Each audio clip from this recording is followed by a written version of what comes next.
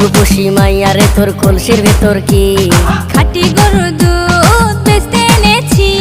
দে না একটু খাই, দামটা আগে চাই, আর দে না একটু খাই। দামটা আগে চাই, তোদের মতো ভিড় খাওয়াদের চেনে রেখেছি।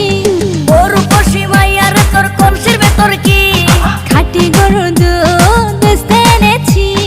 ও রূপসী মাইয়ারে তোর কলসির ভেতর কি খাঁটি গরুর দুধ বেচতে এনেছি।